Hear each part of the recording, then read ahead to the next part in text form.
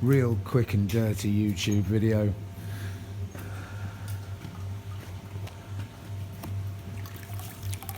Water tank,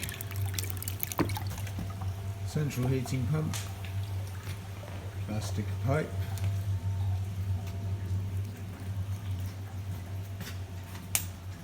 into the top of a heat exchanger that I made today on top of the rocket heater, and out again,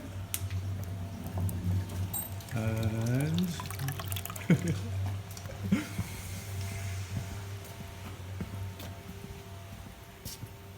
hot and cold, well, hot and return to a radiator behind my chair that is warm.